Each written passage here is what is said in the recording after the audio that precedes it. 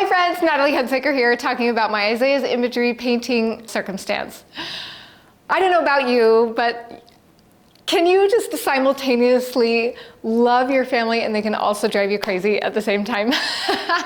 Well, I ran across an old familiar poem, All Things Bright and Beautiful. And there's a verse in there that likely won't be familiar to you. It gave me a bit of a shock when I first discovered it. So although I grew up singing it as a hymn and my kids grew up reading the poem with me, I Googled it the other day and noticed that the full historic version is not exactly what I was used to. In the middle of all these lovely, picturesque description of God's marvelous creations in nature, I came to this unexpected verse. The rich man in his castle, the poor man at his gate, he made them high and lowly and ordered their estate. Now in American culture, I can see why this verse didn't make the cut in familiar songs and poems that we grew up with. It almost feels repulsive to think that we don't have the freedom to be who we want to be, that we're stuck in our circumstances. But something about that old perspective rang true for me, like a lost secret. What if that, yes, it is true that we are not stuck in our circumstances, and it is also true that we are put in our families for a good reason? What if there is something helpful that comes from this way of viewing the world? What if we lost something important when we cut that verse out? I found some places in Isaiah 53 alongside Deuteronomy that have actually clarified some of the beauty in that lost verse. Ideas that helped me to accept and embrace what I was born into, forgive family members that I really needed to forgive, and find courage to move forward into the person I'm meant to be. If you want to do the same, this painting and this video is for you.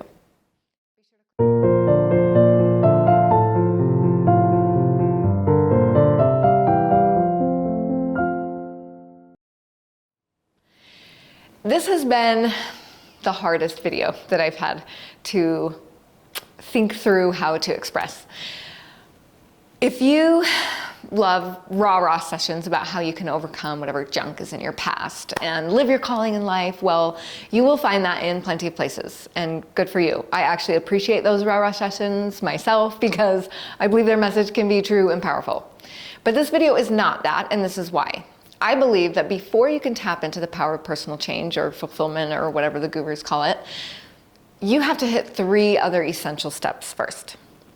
Before I begin, I need to explain that the story that really inspired this painting is very interconnected with family members. And while I generally feel pretty free with my own stories, and I've told many of them in my other videos, I want to be very, very careful about the stories that belong to other people.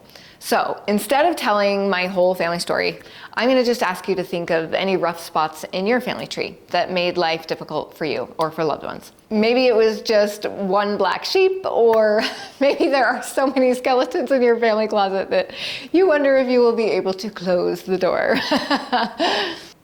As for me, I mentioned already that I won't get into the details, but I will say that much of what plagues my family today are the choices made 3 or 4 generations ago.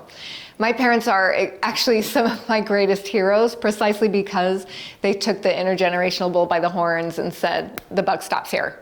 So with my mother's permission, I will tell just a smidge of her story. At the tender age of 3, she was forcibly taken from her mother, which is a big sad story I won't get into, and given to her father and stepmother, who she didn't know very well at all. And I don't know how much you know about attachment theory, but 3 is a really critical time in brain development. My mother's little growing brain decided, as she watched her mother walk away, that it must have been her own fault because she was permanently flawed and unlovable. And even though in her conscious mind today she knows that she is loved by God and is worthy of being loved by family members, sometimes her nervous system has a really hard time believing that fact. Any of you who have been through trauma know what I mean. Victims of abuse, for example, can know that they aren't to blame. I was just reading a book about this the other day, but it doesn't mean that they don't still experience intense feelings of shame, regardless of them telling themselves, it's not my fault. So for my mom, this means that sometimes she operates from panic mode too, which is unfortunately not the best for close relationships. But as I watched my mom go back to school, eventually graduating with a PhD in psychiatric nursing, I saw a change come over her that I can hardly describe in words. In my eyes, she went from being a victim to being a powerhouse. I watched her catch herself in situations that used to trigger her, and I saw her choose new, healthy ways to react. I watched her radically change her own self-talk and beliefs about the circumstances around her. I watched her unflinching determination to stay married, which was no doubt aided by my loyal dad, who set the first reliable example of marital fidelity that she had personally ever experienced. And although their marriage wasn't perfect, they've celebrated 50 years and counting on the heels of several previous generations of divorce. So I am super proud of my parents. And like all of us are, my mom is still a work in progress, right? But I never forgot the lesson that she continued to drill into me when I was a teenager. Natalie, I don't expect you to be perfect, but I do expect you to improve on my generation. Watching her example, I took that clarion call very seriously. I still take it seriously every day while navigating my own marriage and raising my own children. But that doesn't mean that overcoming these intergenerational fears is easy. Intergenerational patterns show up most readily in our family as habits of critical nagging when one person's values are violated by another person, anger when a person feels abandoned or alone, and people-pleasing to avoid rejection. Some other families might default to sweeping things under the rug instead of talking them out, or giving some of the silent treatment, or just constantly worrying about things, or maybe even passive-aggressive behavior. But whatever the pattern is in your family or a family that you know, even my dear mother couldn't overcome all this intergenerational junk in one lifetime, because there's layers to it, right? So when I saw these troublesome layers as a child, I remember vowing, I will never do that when I'm a parent. I will break that pattern. But now as a parent myself, I often catch myself doing the exact same things. So, but I tried. I tried really hard to improve. I tried perfectionism, that didn't work. I tried SMART goals to master the emotions, but that didn't really work because emotions aren't really measurable. I tried sheer willpower. Surely with enough determination I'd do better, but that didn't work either. So as any of you who have tried any of these tactics know, they rarely work long term. So the question is, what does work? What are the actual steps to go from these are circumstances out of my control to now I have successfully fulfilled my mission in life? Well, step one is, if you think you have it tough, I promise you're not alone. Isaiah 53 is kind of famous because it's known for being the song of the suffering servant. It's known for him being a man of sorrows and acquainted with grief, and we love that he can relate to us in our emotional distress. And that is wonderful. Maybe it makes life easier when we know we're not alone. But I want to highlight a verse that doesn't usually get talked about much in this chapter. For he, being Christ, shall grow up before him as a tender plant, and as a root out of dry ground. He has no form nor comeliness, and when we shall see him, there is no beauty that we should desire him. Now I realized that the God I worship was a tender plant, which can actually be translated as like a sucker branch off of like a stronger plant, the kind that gardeners cut off in order to increase fruit. And man, that's a symbol that we could think about for a while, right? He was also a root out of dry ground, which can be interpreted as a literal root, but it can also mean something on the very bottom, like just trying to survive in a parched desert. And I can't tell you how impressed I am that he not only thrived in that environment without becoming a pokey cactus, but he actually became an understanding, loving friend instead. He was also from Nazareth, which was economically depressed and socially snubbed. He was likely aware that thousands of baby boys had died because they were looking for him, trying to kill him. He was a refugee, and none of that accounts for like his mother's pregnancy, was surrounded by scandal. By law, she could have been stoned, but I don't know if just Joseph knew about it and he was gonna like put her away, just, kind of pretend that she didn't exist, or if like the whole community knew that she was pregnant, and I don't know if there was some kind of societal condemning of her, I don't know. But on top of all of this, I love looking too at the part about him having no form nor comeliness, and when we shall see him, there's no beauty that we should desire him. Just so you know, the Hebrew behind form means essentially good looks. Comeliness means basically nice, clean clothes. And beauty in this passage means that it's like his outward appearance. So, okay, he had none of that. He wasn't some good-looking, charismatic guy that people were drawn to by his handsome cheekbones and impressive clothes. Like, there was absolutely nothing about his external appearance that would make somebody say, ooh, I want to follow that guy. So I really appreciated knowing all of this, knowing that he fulfilled his purpose in his life, regardless of what kind of circumstance that he was born into. He didn't have to have wealth or good looks, and he was still able to do all he needed to do. So even though it all started in a stable, right? So whatever you've been through, you're not alone. And whatever you need to accomplish in your life, it's possible. Which leads me then into step 2. It is true that you are still affected by the choices of others, and you will affect others with your choices. So we just got to accept it and embrace it instead of resisting it. I think this is one of the most overlooked steps, and probably why I connected with this lost verse from All Things Bright and Beautiful. Frankly, I think this is a truth that is taught with much more effectiveness and straightforwardness in Eastern religions. And one of the biggest reasons I believe that actually so many people leave Christianity for meditative, personal spirituality.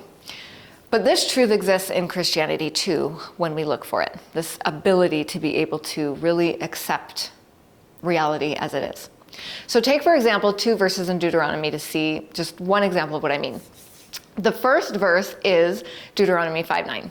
It says, "Thou shalt not bow down thyself unto them, nor serve them," meaning other gods, "for I, the Lord thy God, am a jealous God, visiting the iniquity of the fathers upon the children unto the 3rd and 4th generation of them that hate me."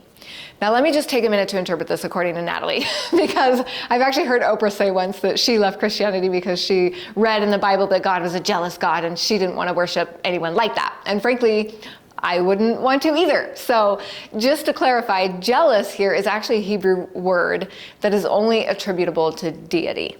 So don't jump to any hasty conclusions that this translation of jealous can be understood as anything like human jealousy. Historically, it means something closer to the idea that he demands and expects exclusive worship. Some people, I'm sure, could interpret that as unfair or closed-minded, but I actually think it's a hallmark of a God who expects our attention and obedience, not because he's selfish or worried about his own ego, but because he knows that it will bring us the highest and best results. I believe with all of my heart that the only thing he really cares about is us achieving the highest level of joy and happiness possible. And his fulfillment of this promise to me personally is the only reason why I remain a Christian. I also feel totally confident, and I've studied this in depth. I'll even cover some of it in my Justice and Mercy painting as well as my deep dives. That I don't think that he is the kind of God who is standing upstairs saying, I'm going to curse so-and-so for doing something wrong. And not only that, I'm going to curse their great-grandchildren just for revenge because I'm that kind of guy. Like, no, that is not the God I know and love. In my experience, it's actually the human beings' bad choices that cause natural consequences that then affect their children and their children's children. True, he may have put us in our families in the first place with a grand design in mind. The rich man in his castle, the poor man at his gate. He made them high and lowly and ordered their estate. He may have done it on purpose, but I believe firmly that that grand design has our best interests at heart. This design fuels us to become our best selves. It never has been intended to limit us forever. However, it would be foolish to pretend, right, that natural consequences don't exist. Somebody does have to accept them and pay for them. When he says here that the iniquity of the fathers will be visited upon the heads of the children unto the 3rd and 4th generation, I figure that he's just simply allowing it to happen, allowing their bad choices to affect us and our bad choices to affect our children. Disagree with my interpretation of God's nature, if you will, but I don't think anyone will debate about the fact that we affect each other. I mean, it's no secret that going backward, we were affected by our parents up to our great-grandparents. And going forward, we can mess things up for our kids. It may be terrifying as a parent to feel that weight, but it's true. So let's accept it and submit to it, just like Eastern religions teach. And do this ASAP before eat you alive with bitterness or regret. But by the way, I do want to point out, I love all religions. I sincerely believe they each have at least a portion, if not big or small, depending on the religion, they all have a portion of truth. And I love to look for evidence of that truth everywhere I study. I have deeply enjoyed reading sacred books from Islam and Hinduism and Buddhism. But the part that Christianity offered for me that I just don't find anywhere else, that actually makes it so much easier for me to move into full acceptance, comes the next Deuteronomy verse, chapter 7, verse 9. Here we get to see this amazing flip side of Deuteronomy 5:9. This one brings a grin to my face and a major sigh of relief. Know therefore that the Lord thy God, he is the faithful God, which keepeth covenant and mercy with them that love him and keep his commandments. For how long? To 1,000 generations. Did you catch that? Yes, our grandkids may suffer the consequences of our bad habits for 3 or 4 generations. God will allow that to happen. But how far forward does he carry our love for him? He brings those blessings forward through 1,000 generations. And I find that such good news.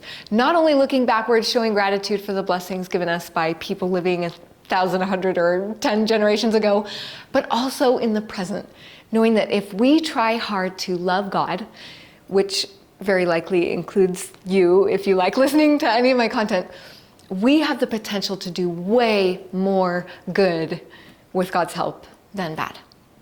For me, this makes it much easier to accept the reality that I was born into, knowing that even my imperfect intergenerational patterns won't be able to hold me back from creating a much better future, and that God's got my back in the work that I try to do.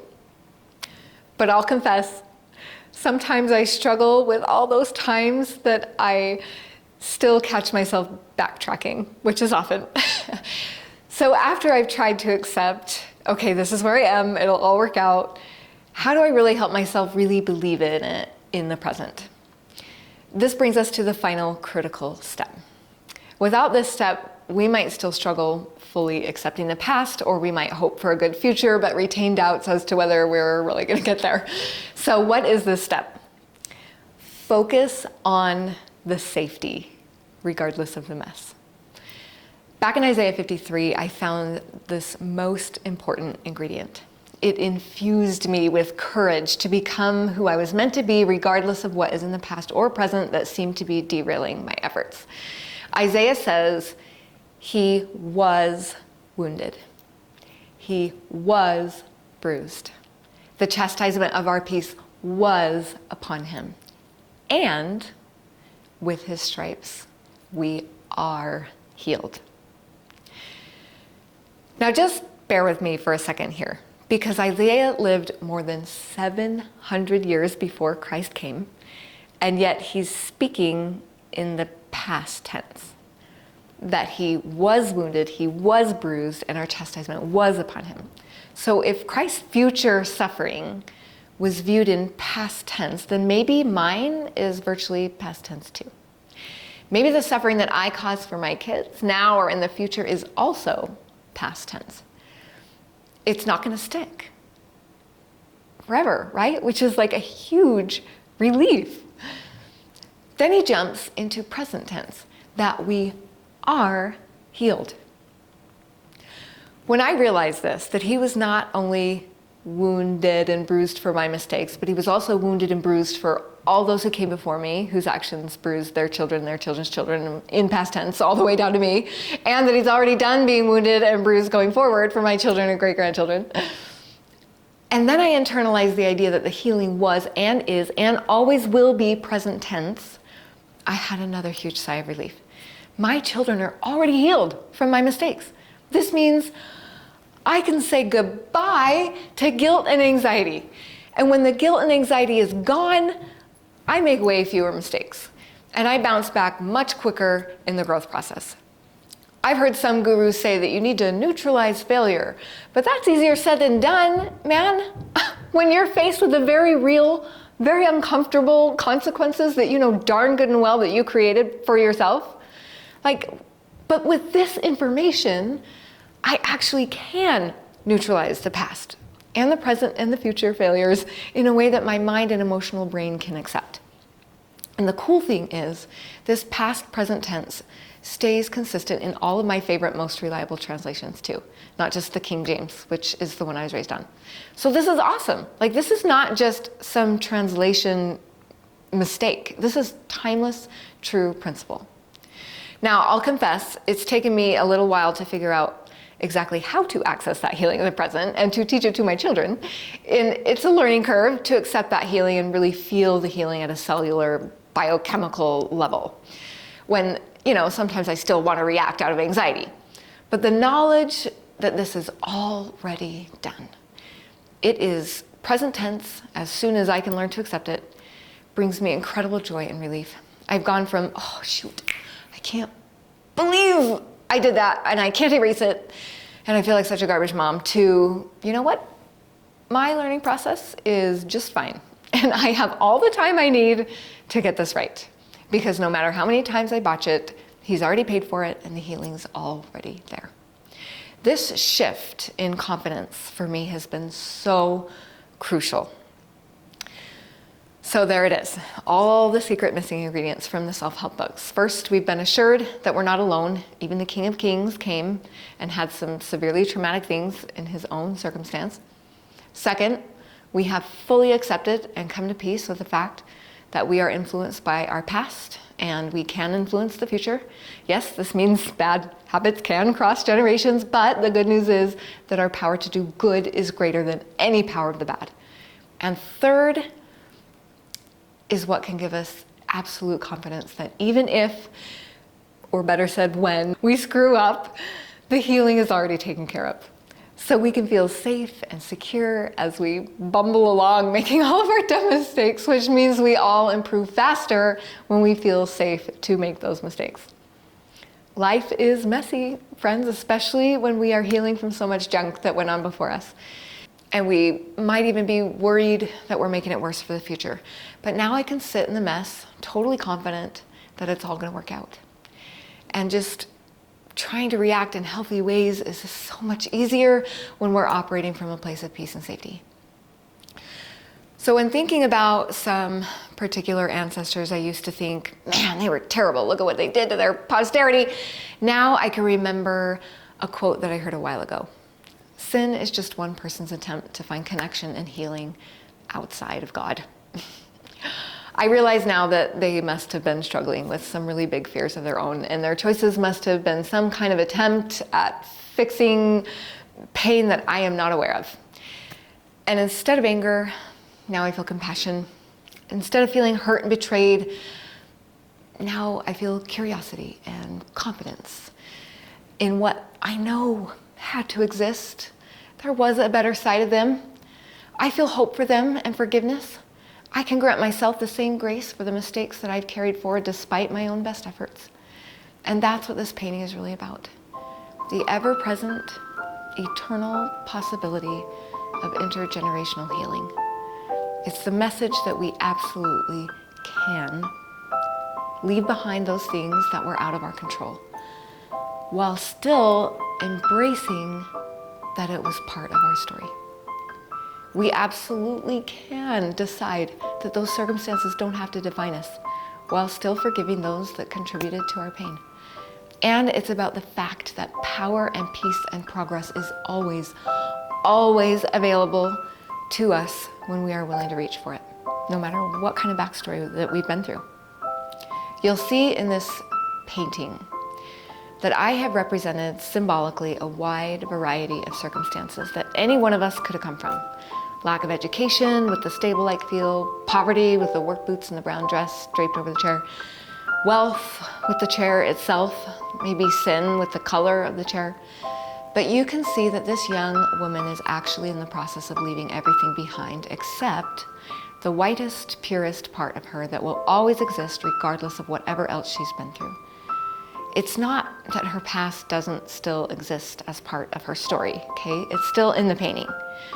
But because it doesn't have to define her or stick to her as she goes forward, she's actually able to move. As she's approaching the healing, you'll notice it's represented by a plant. It is an aloe vera plant, which has been recognized for generations as a healing plant. It is also a desert plant, a root out of dry ground, if you will. Friends, as we approach the Savior, we can rise above and beyond whatever lies in our past. Whether it's somebody else's mistakes or our mistakes, those injuries can be let go. The healing, as Isaiah said, is already done. He's only waiting for you to reach out and learn how to accept it. The knowledge of this has made my own growth so much safer. It has made mistakes and inevitable consequences seem bearable and doable because I know the pain won't last forever. It's made giving myself grace much easier, which means I bounce back from stress quicker. It means I dare to open myself to connection again, even though disconnection and rejection has been painful in the past. It means that I can try with confidence, knowing that my best is good enough for God, even if it isn't good enough for other people. And I know that the direction that I'm going matters far more than my starting point. I'm still working on going from circumstances out of my control to successfully fulfilling my mission in life. But Deuteronomy and Isaiah 53 are key pieces to how I have finally arrived at today, making this painting and this video for you, which, by the way, I believe is part of my purpose in life. If you would like a reminder of this principle, I don't know, put it on your vision board or up on your wall to help you remember that embracing your past is possible, but that you still have so much capacity to grow no matter what anyone in your family tree has done, I would invite you to click the link and purchase a print. If you'd like to go deeper, and Isaiah talks quite a bit about circumstances, not just this passage. He talks about the fitches and the cumin and the barley and the rye and how they have to be planted differently and how they have to be harvested differently. And I just love how he is so individual. As one who grew up in dry ground himself, Christ really does know where to plant us. Our families really are exactly what we need in order to draw closer to him and receive his love. I'd love to talk more and even hear your stories. If you'd like to join me for a deep dive, I would invite you to click that link as well. Lastly, I'm so grateful for Isaiah, just for everything that he teaches me. If you want more real life, real world examples of how to connect with Isaiah so that you can feel excited and happy to open your Bible and feel less lost when you read his writings, be sure to subscribe and I'll look forward to seeing you the next time.